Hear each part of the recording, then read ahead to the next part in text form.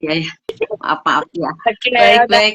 Ya, oke, kalau gitu. Eh, saya sebelumnya mau apa ya mengucapkan terima kasih juga ya kesempatan ini karena senang senang sekali saya ketemu dengan Bayu, dengan Milastri gitu ya, yang anak muda tapi punya komitmen dan mau bergerak gitu. Jadi keren itu, keren banget. Jadi saya juga berharap nanti dari generasi muda penghayat kepercayaan juga ada yang begitu menjadi pionir-pionir, berani melakukan gerakan gitu, yang inklusi tentunya mengajak semua kalangan. Bahwa kemudian apa bahwa bagaimana apakah inklusi perempuan penghayat ini perlu dipahami bersama iya. Sebenarnya yang kita perlukan juga adalah bagaimana kita apa manusia atau orang Indonesia ini bisa menerima gitu loh bahwa Indonesia itu memang majemuk gitu. Kita tuh beragam Bhinneka Tunggal Ika. Jadi dan Tuhan menciptakan keberagaman itu gitu. Jadi ya kita harus bisa menerima itu, memahami dan menghargai.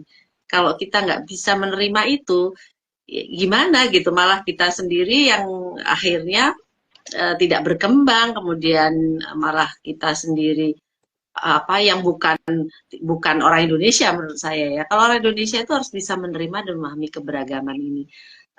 Sehingga ketika ada yang tadi difabel kemudian ada kami yang misalnya dianggap kelompok rentan karena minoritas itu ya sudah gitu nggak usah juga harus kemudian menganggap kita ini gimana gitu, tapi anggap dia seperti manusia pada umumnya gitu ya, yang dia punya kelebihan dan kekurangan dan kita saling belajar gitu, sehingga juga saya sebagai perempuan pengajar juga gitu, karena sebagai perempuan pada dasarnya saya juga merasa dulu pernah saya menolak menjadi perempuan sebetulnya karena waktu remaja ya masih pencarian diri gitu.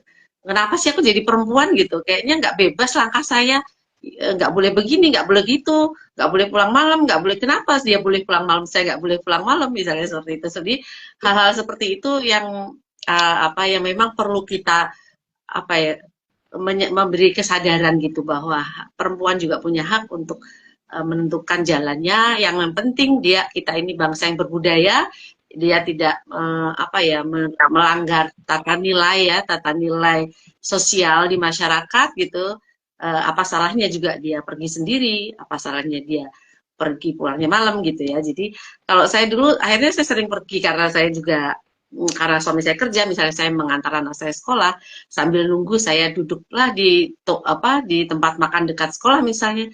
Nah, itu ternyata memang rawan. Ketika saya duduk, ternyata ada laki-laki yang mendatangi saya. Dan saya pikir, kenapa sebegini nggak enaknya saya ya, jadi perempuan gitu. Jadi, nah, itu perlu kesadaran semua kalangan bahwa tidak boleh juga berpikiran yang tidak baik ketika ada perempuan yang memang sendiri, misalnya, atau yang menentukan dirinya, atau beraktivitas di luar ruangan gitu.